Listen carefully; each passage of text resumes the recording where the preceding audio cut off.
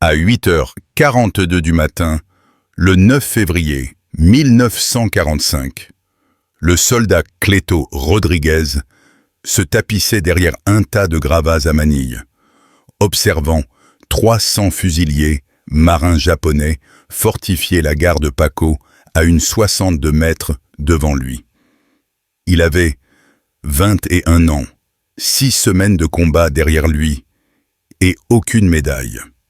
Les Japonais avaient transformé l'élégante gare ferroviaire en une véritable forteresse. Des nids de mitrailleuses entouraient le bâtiment. Des tireurs occupaient des trous d'hommes autour de chaque position d'artillerie. Des canons de 20 mm étaient postés à chaque coin, protégés par des murs de sacs de sable. À l'intérieur de la structure principale, un blockhaus en béton abritait un canon de 37 mm et des mortiers lourds. Rodriguez appartenait à la compagnie B du 148e régiment d'infanterie de la 37e division d'infanterie. Son unité se battait dans Manille depuis 6 jours. L'avance américaine avait repoussé les Japonais quartier par quartier. À présent, l'ennemi s'était concentré à la gare de Paco, sur la Plaza d'Ilao. La gare se trouvait au cœur de ce qui était, avant la guerre, un quartier japonais prospère. Les défenseurs connaissaient chaque bâtiment, chaque ruelle, chaque angle de tir. La compagnie B avait déjà tenté de prendre la gare à 2 reprises. Les 2 assauts avaient échoué. La première attaque avait coûté la vie à 11 hommes, la seconde, 14 de plus. Rodriguez avait vu les infirmiers traîner les blessés sur le terrain découvert pendant que les mitrailleuses japonaises suivaient leurs mouvements. La plupart des blessés mouraient avant d'avoir pu atteindre un abri. Le problème était simple. La gare se trouvait au bout d'un terrain plat et découvert de 100 yards, soit environ 91 mètres. Aucun abri, aucune cachette, juste un sol nu et des armes ennemies avec un champ de tir parfaitement dégagé. Chaque approche se terminait de la même façon. Les soldats américains avançaient. Les armes japonaises ouvraient le feu et l'assaut s'effondrait. Rodriguez portait un fusil automatique Browning, le BAR. L'arme pesait 19 livres chargées. Elle tirait des munitions de calibre 30 à une cadence de 500 coups par minute avec un chargeur de 20 cartouches. Dans un combat intense, l'arme pouvait vider son chargeur en 2 secondes et demie. Rodriguez avait appris à tirer par courtes rafales, de 3 à 5 coups, assez pour clouer l'ennemi au sol, sans gaspiller ses munitions. À côté de lui se trouvait le soldat de première classe, John Reese, 21 ans, de la nation Choctaw, engagé en décembre 1942 à Pryor, en Oklahoma. Reese portait lui aussi un BAR. Les 2 hommes travaillaient ensemble dans la même équipe de tir depuis 3 semaines. Ils formaient un duo efficace. Rodriguez était agressif, Reese était calme et posé. Tous 2 étaient d'excellents tireurs. Leur peloton était bloqué sous le feu ennemi depuis 40 minutes. Le chef de peloton hésitait entre demander un appui d'artillerie ou battre en retraite. L'artillerie détruirait la gare, mais elle tuerait aussi les civils encore piégés dans les bâtiments environnants. Manille comptait plus de 600 000 habitants, et des milliers d'entre eux restaient coincés entre les lignes américaines et japonaises. Rodriguez étudia la gare. Les Japonais avaient positionné leurs armes lourdes pour couvrir les accès principaux. Mais il y avait une maison à 60 yards de l'objectif. Une construction en pierre d'un seul étage, encore partiellement intacte. Si 2 hommes pouvaient atteindre cette maison, ils pourraient établir une position de tir plus proche de la gare. Assez proche pour neutraliser les canons japonais. Assez proche pour forcer les défenseurs à détourner leur tir. Assez proche pour donner au reste du peloton une chance d'avancer. Il regarda Rhys. Rhys hocha la tête. Aucun des deux n'a demandé la permission. Ils ont simplement bougé. Si vous voulez savoir si Rodriguez et Rhys ont survécu à leur assaut contre la forteresse, cliquez sur le bouton j'aime. Cela nous aide à partager davantage d'histoires de la Seconde Guerre mondiale. Abonnez-vous si ce n'est pas déjà fait. Revenons à Rodriguez. Les deux hommes rassemblèrent des munitions supplémentaires. Rodriguez fourra 4 chargeurs de BAR-2+ dans sa ceinture. Rhys fit de même. Chaque chargeur contenait 20 cartouches. Ensemble, ils transportaient plus de 300 munitions. Ils prirent également des grenades à fragmentation, 6 chacun. Puis, ils se levèrent et coururent vers la maison. Les mitrailleuses japonaises ouvrirent le feu immédiatement. Les balles sifflèrent près de la tête de Rodriguez. La terre volait sous ses pieds. Il continua de courir.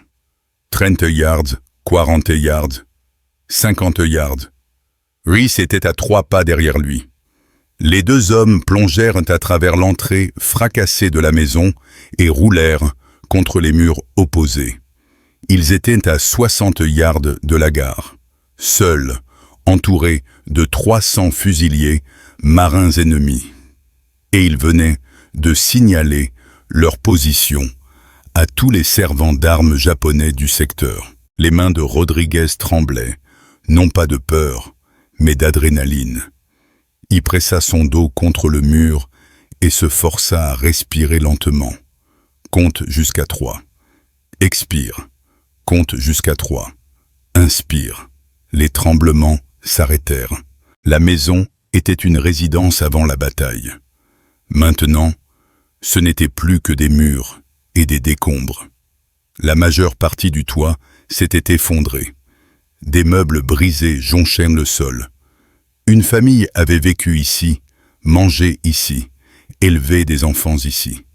Tout cela avait disparu. Rodriguez se déplaça vers une fenêtre faisant face à la gare. Le cadre de la fenêtre était intact, mais le verre avait volé en éclats des semaines plus tôt. Il se positionna sur le côté gauche de l'ouverture, ne jamais tirer depuis le centre d'une fenêtre. Les tireurs d'élite japonais visent toujours le centre. Tirez toujours depuis le bord. Rhys prit position à une seconde fenêtre, 2 mètres plus loin. Même principe. Bord du cadre, couverture maximale. Exposition minimale. Les deux hommes avaient appris ces leçons à la dure durant 6 semaines de combats urbains à Manille. La gare de Paco se dressait à 60 yards. Rodriguez pouvait voir les soldats japonais se déplacer entre les positions. Des équipes de mitrailleuses, des équipes de mortiers, des officiers dirigeant le tir. Les défenseurs pensaient que l'assaut américain viendrait de l'avenue principale. Ils avaient concentré leurs forces en conséquence. Personne ne s'attendait à ce que 2 fusiliers établissent une position aussi proche. Rodriguez épaula son BAR. Il choisit une position de mitrailleuse à 40 yards. 2 fusiliers marins japonais repositionnaient de l'arme pour couvrir un angle différent. Ils étaient concentrés sur l'engin, ne surveillant pas leur flanc. Rodriguez centra son viseur sur la poitrine du tireur. Il pressa la détente. Une rafale de 3 coups. Le tireur s'effondra. Son pourvoyeur se tourna brusquement vers le bruit. Rodriguez tira de nouveau. 4 coups. Le pourvoyeur tomba sur la mitrailleuse.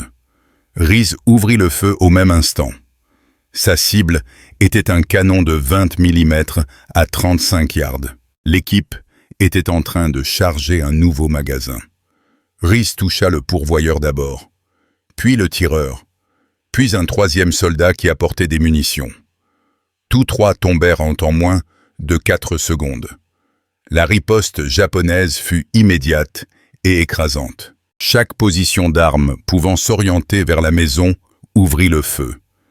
Les balles de mitrailleuse lacéraient les murs. Des obus explosifs de 20 mm détonnaient contre l'extérieur en pierre. La poussière et les débris remplissaient l'air. Rodriguez se baissa sous le cadre de la fenêtre, compta jusqu'à 5, se redressa, tira sur une nouvelle cible et se rabaissa. C'était le rythme. Tirer, tomber, bouger, tirer de nouveau. Ne jamais rester au même endroit plus d'une rafale. Ne jamais donner à l'ennemi le temps d'ajuster son tir. Continuer de bouger. Continuer de tirer. Rester en vie. Rodriguez repéra un mouvement près de l'entrée principale de la gare. Un groupe de renforts japonais courait depuis un bâtiment situé derrière la gare. Ils tentaient d'atteindre les blockhouses à l'avant. Des troupes fraîches, des munitions neuves. S'ils atteignaient ces positions, la défense japonaise se renforcerait considérablement. Il cria à Reese et pointa les soldats en fuite. Reese les vit. Les deux hommes ouvrirent le feu simultanément.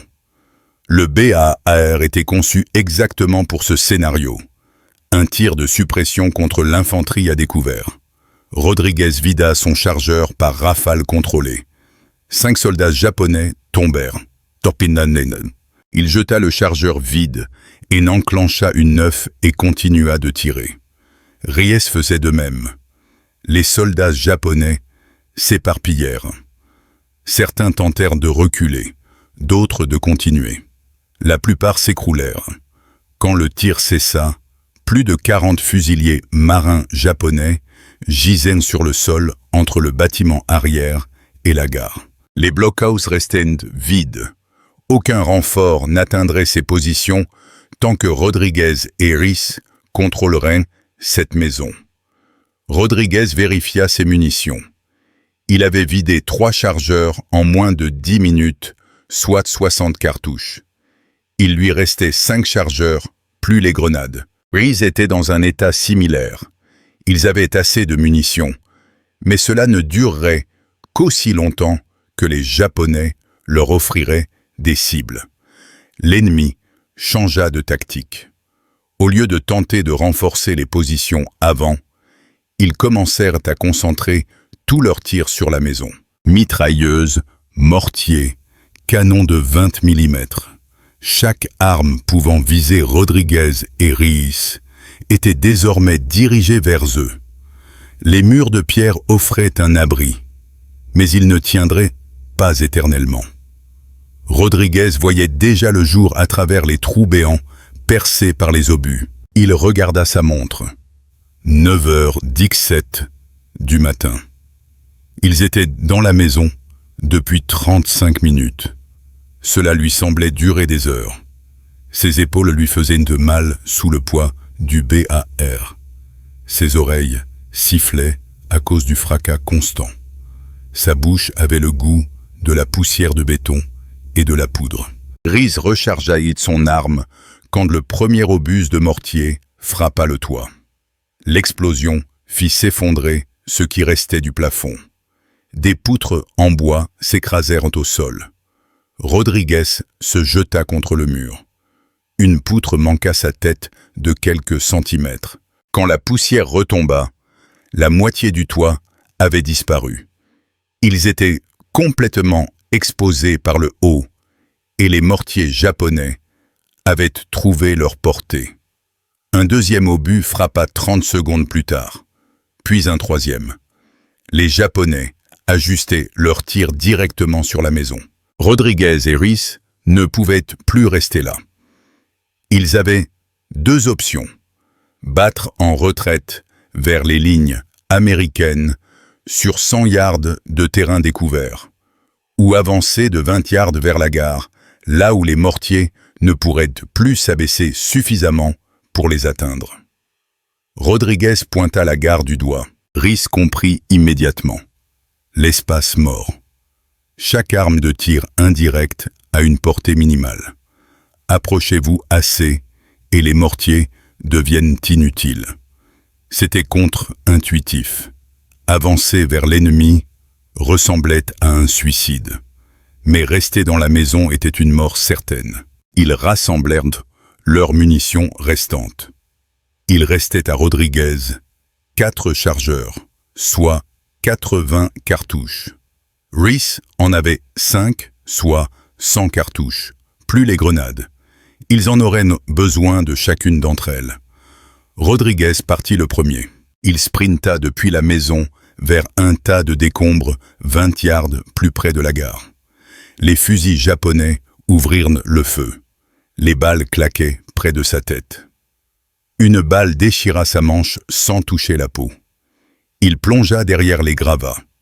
Reese était déjà debout et courait avant même que Rodriguez ne soit totalement à l'abri. Les deux hommes avançaient par bonds. L'un courait, l'autre tirait. Jamais les deux exposés en même temps.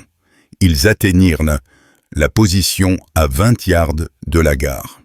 L'angle était différent ici. Rodriguez pouvait voir à l'intérieur des fenêtres du rez-de-chaussée. Les soldats japonais se repositionnaient à l'intérieur, déplaçant des armes, réorientant le feu. Ils ne s'attendaient pas à ce que quelqu'un arrive aussi près. Une équipe de mitrailleuses lourdes s'installait à une fenêtre à 15 yards de là. Rodriguez voyait le canon dépasser du cadre. Il sortit une grenade à fragmentation de sa ceinture, dégoupilla, compta 1, 2, et lança de toutes ses forces. La grenade vola par la fenêtre. 3 secondes plus tard, elle explosa. La mitrailleuse se tut. Reese repéra un canon de 20 mm au coin du bâtiment. L'arme était sans servant. L'équipe précédente avait été tuée. Mais des soldats japonais traînaient une équipe de remplacement vers la position. Si ce canon reprenait du service, il déchiqueterait leur abri en quelques secondes. Reese tira une longue rafale. 10 coups. Les 2 premiers soldats tombèrent. Les autres s'éparpillèrent. L'un d'eux tenta tout de même d'atteindre le canon. Reese tira encore. Le soldat s'écroula à 1 mètre de l'arme. Le canon resta silencieux. Rodriguez lançait ses grenades méthodiquement à présent. Il avait étudié la disposition de la gare pendant les 40 minutes où son peloton était resté bloqué. Il savait où se trouvaient les points forts. Les fenêtres du rez-de-chaussée. L'entrée principale, les positions de blockhouse. Chaque grenade visait une cible précise, lancée avec force et précision. Il ne cherchait pas à tuer chaque soldat japonais du bâtiment. Il cherchait à désorganiser leur défense, à les forcer à abandonner leur position, à les faire réagir au lieu d'agir. Et cela fonctionnait. Rodriguez voyait les mouvements à l'intérieur devenir chaotiques. Les Japonais reculaient loin des fenêtres, abandonnant les positions avancées. La ligne de défense s'effondrait. Mais Rodriguez et Reese manquaient de munitions. Rodriguez tira son dernier chargeur plein sur une position de mitrailleuse. 20 coups, l'arme se tut. Il jeta le chargeur vide et inséra son tout dernier. 20 cartouches restantes. C'était tout. Reese était dans la même situation. Il lui restait un seul chargeur. Il tirait depuis plus d'1 heure. Le feu constant, les lancers de grenades, les mouvements sous les balles. Les 2 hommes étaient épuisés. Les mains de Rodriguez étaient à vif à force de serrer le fusil. Son épaule était couverte de bleu à cause du recul. Chaque inspiration lui brûlait les poumons comme s'il respirait du verre brisé. Mais ils avaient accompli quelque chose de remarquable. La défense japonaise, si organisée au départ, était à présent éparpillée et confuse. Les nids de mitrailleuses étaient vides. Les canons de 20 mm étaient silencieux. Plus de 80 fusiliers, marins japonais, gisaient morts autour de la gare. Et les 2 Américains tiraient encore. Rodriguez regarda vers les lignes américaines. Son peloton était toujours bloqué à 100 yards de là. Trop loin pour aider, trop loin pour fournir un tir de couverture. Rodriguez et Reese étaient seuls. Ils l'avaient toujours été depuis le moment où ils avaient couru vers cette première maison. Rodriguez vérifia ses munitions une dernière fois. 20 cartouches, 6 grenades utilisées, 0 restantes. Il regarda Reese. Reese leva un chargeur, son dernier. Ils avaient peut-être 3 minutes de feu devant eux, moins si les Japonais contre-attaquaient. Ensuite, ils devraient battre en retraite, courir à nouveau sur ce champ de mort de 100 yards avec des armes vides, alors que 300 soldats japonais furieux leur tireraient dans le dos. Rodriguez prit la décision. Ils allaient se replier, non pas par peur, non pas par échec, mais parce que rester ici, sans munitions, était un suicide inutile. Ils avaient fait leur travail, brisé la défense ennemie, tué plus de 80 soldats, donné une chance à leur peloton d'avancer. À présent, ils devaient survivre assez longtemps pour voir si cette chance serait saisie. Le plan de repli était simple. Un homme tirait pendant que l'autre courait, puis on inversait. Un saut de mouton vers les lignes américaines, en se couvrant mutuellement pour rentrer vivant. Reese partirait le premier. Il était plus jeune de 3 ans que Rodriguez, mais il était le plus calme des deux, plus méthodique pour contrôler sa respiration sous le stress. Rodriguez lui faisait une confiance aveugle. Rodriguez ouvrit le feu sur la gare. Des rafales courtes et contrôlées. Il ne visait plus de cible précise. Il faisait juste du tir de suppression pour forcer les Japonais à baisser la tête et donner du temps à Reese. Reese sprinta vers la maison qu'ils occupaient plus tôt. 20 yards.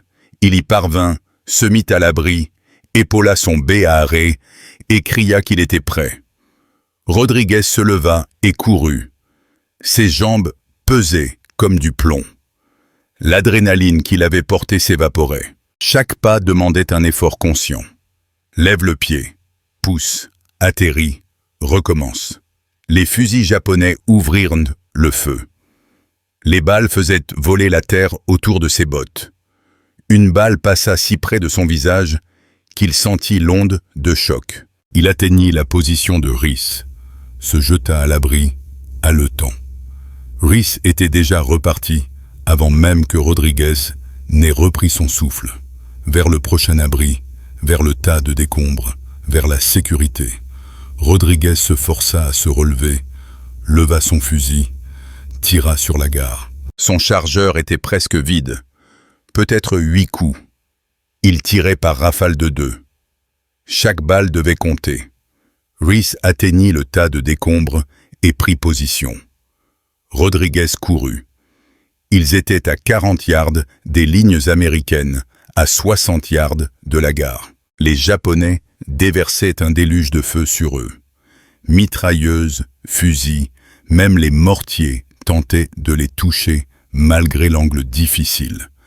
Les explosions encadraient leur position. Les éclats sifflaient au-dessus de leur tête. Rodriguez atteignit le tas de décombres. Reese bougeait déjà vers la position suivante, retournant vers cette première maison, celle au toit effondré. Reese était à 15 yards quand Rodriguez vit les renforts japonais. Une nouvelle section de fusiliers marins avançait par le côté gauche de la gare. 8 hommes. Ils avaient contourné la position américaine pendant que Rodriguez et Reese se concentraient sur leur retraite. À présent, ils les prenaient de flanc, tentant de leur couper la route, de les encercler avant qu'ils ne puissent s'échapper. Rodriguez tourna son BAR vers la menace, pressa la détente. Rien. Chargeur vide. Il le jeta, chercha à sa ceinture. Son dernier chargeur avait disparu. Il l'avait utilisé lors du bond précédent. Il n'avait plus de munitions. Il était totalement à sec. Reese vit la section japonaise au même moment. Il était plus proche d'eux, à environ 20 yards. Il pivota, leva son BAR et tira une rafale. 3 soldats japonais tombèrent. Les autres se dispersèrent, s'abritèrent et ripostèrent. Rodriguez regardait, impuissant. Rhys affrontait la section seul. Rhys tira encore. Un autre japonais tomba. La culasse du BAR se bloqua en arrière. Chargeur vide. Rhys posa un genou à terre, derrière un muret. Il chercha un nouveau chargeur. Son dernier chargeur. Il le sortit de sa ceinture, l'approcha de son arme. Un coup de fusil japonais claqua. Un seul tir, perdu dans le chaos de la bataille. Mais Rodriguez vit Rhys tressaillir, vite le chargeur lui échapper des mains, vite son ami basculer sur le côté contre le mur. Rodriguez courait avant même d'avoir pris la décision consciente de bouger. Il sprinta vers Rhys. Pas d'armes, pas de munitions, pas de plan. Juste le besoin viscéral d'atteindre son partenaire. Les balles claquaient autour de lui. Une déchira son sac à dos. Une autre frappa le sol à ses pieds. Il continua de courir. Il atteignit Rhys 15 secondes plus tard. Rhys était encore en vie, mais de justesse. La balle l'avait touché à la poitrine, en haut à droite. Le sang se répandait sur son uniforme. Ses yeux étaient ouverts, mais le regard était flou. Il tentait de parler, mais aucun son ne sortait. Ses mains cherchaient encore le chargeur qu'il avait laissé tomber. Il essayait encore de recharger. Il essayait encore de se battre. Rodriguez saisit le BAR de Rhys, trouva le chargeur à terre, l'enclencha, 20 cartouches. Il délivra un tir de couverture vers la section japonaise, les maintenant cloués au sol, les empêchant d'avancer. Mais il ne pouvait pas porter Rhys et se battre en même temps. Et Rhys ne pouvait plus bouger seul. La blessure était trop grave, la perte de sang trop importante. Rodriguez regarda vers les lignes américaines. À 40 yards, il voyait les soldats de son peloton qui observaient. Il ne pouvait pas l'aider. Ils étaient toujours bloqués par le feu venant de la gare. Personne ne pouvait traverser ce terrain découvert pour le rejoindre. Personne, sauf Rodriguez. Et Rodriguez ne pouvait pas abandonner Rhys. Il était seul avec un homme mourant. 20 cartouches et 8 soldats japonais qui avançaient sur lui. Rodriguez regarda Rhys. Rhys le regarda en retour. Quelque chose passa entre eux à cet instant. Une compréhension. La main de Rhys bougea légèrement, non pas pour attraper Rodriguez, mais pour le repousser. Pars. Va-t'en. Vis. Rodriguez savait ce qu'il devait faire. Rester ici signifiait leur mort à tous les deux. Partir signifiait que Rhys mourrait seul, mais que Rodriguez pourrait survivre. Ce n'était pas un choix, c'était de la mathématique. La froide mathématique du champ de bataille. Un mort ou 2 morts. Sauve ce qui peut être sauvé. Accepte ce que tu ne peux pas changer. Il tira une rafale sur les Japonais pour les forcer à s'abriter. Puis il se leva, se tourna vers les lignes américaines et courut. Il ne regarda pas en arrière. Il ne pouvait pas regarder en arrière. Chaque fibre de son être voulait s'arrêter, retourner s'asseoir auprès de Rhys jusqu'à la fin. Mais c'était de l'émotion. L'émotion vous fait tuer. L'entraînement vous garde en vie. Et son entraînement lui disait de courir. Alors il courut. Le feu japonais redoubla d'intensité. Il savait qu'il battait en retraite, qu'il était vulnérable. Rodriguez courait en zigzag, changeant de direction tous les 5 pas pour être une cible difficile, imprévisible. 30 yards des lignes américaines. 25, 20. Il voyait les soldats de son peloton lui faire signe d'avancer, criant des encouragements qu'il n'entendait pas dans le fracas. 15 yards, 10 yards. Une balle frappa le sol juste devant lui. Il sauta par-dessus l'impact et continua. 5 yards. Des mains le saisirent, le tirèrent derrière l'abri, derrière le tas de gravats où son peloton était coincé depuis plus d'1 heure. Il s'effondra, cherchant son air. Ses poumons brûlaient, ses jambes tremblaient, ses mains secouaient si fort qu'il pouvait à peine tenir son arme. Quelqu'un lui posait des questions. Le chef de peloton demandait des nouvelles de Rhys, des détails sur la gare, sur les forces ennemies. Rodriguez ne pouvait pas répondre. Il ne trouva pas ses mots. Il secoua simplement la tête, pointa la gare, les corps gisant autour du bâtiment, les mitrailleuses silencieuses, les canons abandonnés. Le chef de peloton comprit. Il donna ses ordres. Le peloton se leva, fixa les baïonnettes et chargea à travers le terrain découvert vers la gare de Paco. Cette fois, les Japonais ne les arrêtèrent pas. Cette fois, il n'y eut pas de déluge de feu, pas d'explosion de 20 mm, pas de défense coordonnée. Rodriguez et Rhys avaient anéanti la ligne défensive. La compagnie B prit la gare en moins de 10 minutes. Les Japonais se battirent pièce par pièce. Mais l'issue était inévitable. À 10h30 du matin, la gare de Paco appartenait à l'armée des États-Unis. Le verrou qui avait stoppé 2 assauts était brisé. La route vers le sud de Manille était ouverte. La bataille pour la ville continuerait encore 1 mois. Mais cette victoire marquait un tournant. Rodriguez regarda, depuis les lignes américaines, les infirmiers ramener le corps de Rhys. Ils le portaient avec précaution, avec respect. Ils le déposèrent à l'écart des autres victimes. Quelqu'un le couvrit d'un poncho. Rodriguez voulait s'approcher, dire quelque chose, s'excuser d'être parti, mais il ne pouvait pas bouger. Son corps avait lâché.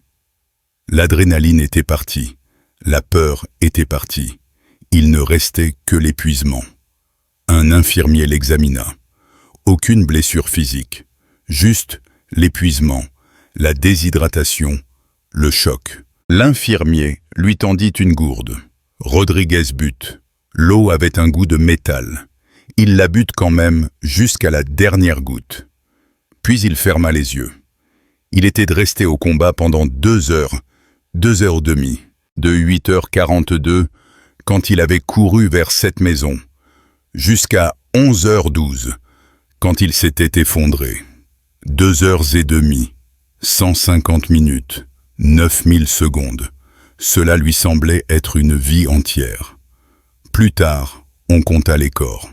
82 morts japonais confirmés, directement attribuables à Rodriguez et Rhys.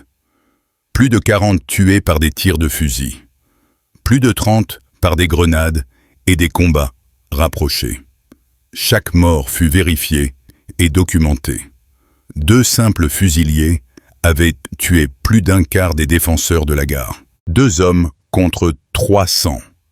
La mathématique n'aurait pas dû fonctionner, mais elle l'a fait.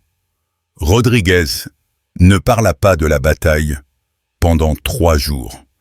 Il ne mangea pas. Il ne dormit pas correctement. Il revoyait sans cesse Rhys s'effondrer. Il revoyait ce dernier regard. Il entendait ce coup de fusil unique qui avait mis fin à la vie de son partenaire. Il ressentait le poids de la décision de l'avoir laissé derrière lui. Le 11 février, 2 jours après l'assaut de la gare, la compagnie de Rodriguez attaqua un autre point fort japonais, le bâtiment législatif des Philippines, une structure massive en pierre transformée en forteresse. Rodriguez se porta volontaire pour l'équipe d'assaut. Personne ne demanda pourquoi. Ils comprenaient tous. Il ne cherchait pas à être un héros, il cherchait à finir ce que lui et Rhys avaient commencé. Le bâtiment législatif était défendu par 3 compagnies de fusiliers marins japonais. La compagnie B avait déjà tenté de le prendre une fois, perdant 17 hommes. Rodriguez étudia le bâtiment. L'entrée principale était une zone de mort. Mais il repéra une faiblesse. Une section de mur écroulé au sud-est. Des gravats formaient une rampe menant à une fenêtre du rez-de-chaussée. Le 12 février, à 6 heures du matin, Rodriguez s'élança. Une grenade japonaise explosa à 1 mètre de lui. Des éclats lui déchirèrent la joue gauche, juste sous l'œil.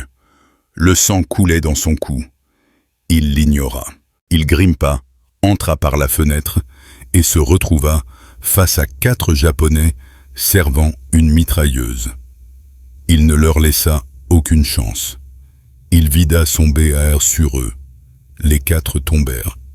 Il continua d'avancer dans le bâtiment, porté par une agressivité pure, une violence focalisée. Le combat à l'intérieur dura 4 heures, pièce par pièce. Rodriguez et son équipe nettoyèrent la section sud-est, pendant que le reste de la compagnie attaquait par l'entrée principale. À 10 heures, le bâtiment était sécurisé. Rodriguez avait personnellement tué 10 ennemis ce jour-là. L'infirmier soigna enfin sa blessure au visage. Les éclats avaient lacéré sa joue, mais ses jours n'étaient pas en danger. L'infirmier voulut l'évacuer vers un hôpital de campagne. Rodriguez refusa. Il ne partirait qu'une fois, le travail terminé. Une fois Manille sécurisée. Le commandant de la compagnie recommanda Rodriguez pour la médaille d'honneur. Le dossier remonta la chaîne de commandement jusqu'à Washington. Le 12 octobre 1945, le président Harry Truman remit à Cleto Rodriguez la médaille d'honneur du Congrès sur la pelouse de la Maison-Blanche. Rodriguez se tenait au garde-à-vous. Le bandage avait disparu, mais la cicatrice resterait pour le reste de sa vie. Le soldat de première classe John Reese reçut sa médaille d'honneur à titre posthume le 19 octobre 1945. Sa famille fit le voyage depuis l'Oklahoma pour recevoir la décoration. Rodriguez raconta plus tard à la cousine de Reese ce qui s'était passé. Comment John avait délibérément attiré le feu sur lui pour que Rodriguez puisse s'échapper, parce que Rodriguez avait une famille qui l'attendait, alors que Reese était célibataire. Il avait fait le calcul. Sauver l'homme dont d'autres dépendaient. Rodriguez fut promu sergent technique après la guerre. Il fut le premier Mexicano-américain à recevoir la médaille d'honneur sur le théâtre du Pacifique. Il retourna à San Antonio en décembre 1945 sous les acclamations. La ville lui remit les clés de la cité. Des défilés et des cérémonies furent organisées. Mais Rodriguez ne se sentait pas comme un héros. Il se sentait comme un survivant.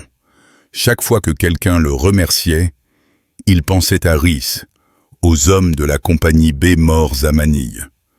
Pour lui, les héros étaient nés sous terre. Les survivants, eux, devaient simplement continuer d'avancer. Il quitta le service actif et travailla pour l'administration des anciens combattants. Grâce à la loi G.I. Bill, il reprit ses études qu'il avait abandonnées avant la guerre. Il se passionna pour l'aide aux Hispano-Américains, les aidant à accéder à l'éducation et à briser les barrières de la pauvreté et de la discrimination. En 1952, il se réengagea dans l'armée, servit en Corée, puis au Vietnam. Il prit sa retraite en 1970 avec le grade de sergent-chef après 26 ans de service et de nombreuses décorations, dont la Silver Star et la Purple Heart.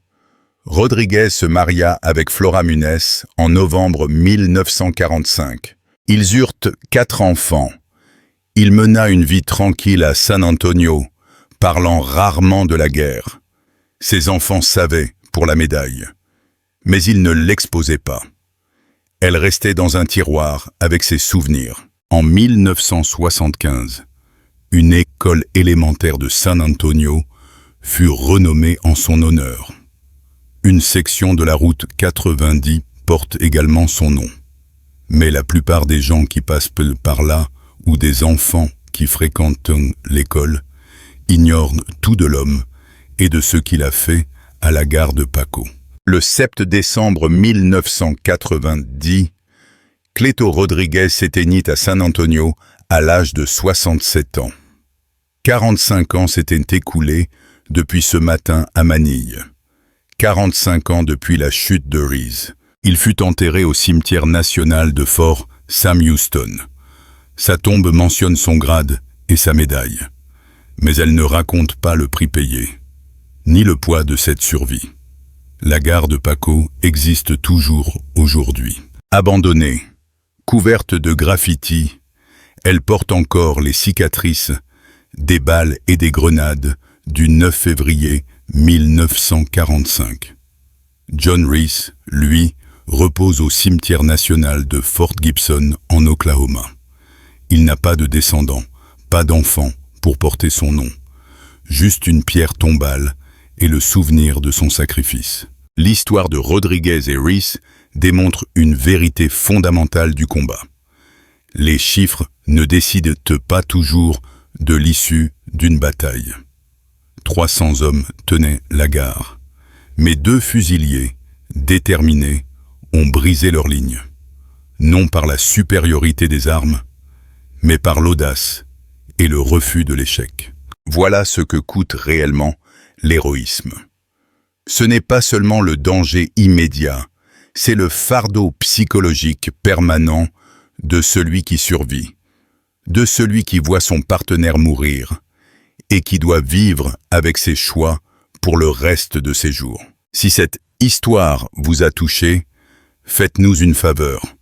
Cliquez sur le bouton « J'aime ». Chaque mention « J'aime » aide cette histoire à être vue par plus de monde. Abonnez-vous et activez les notifications.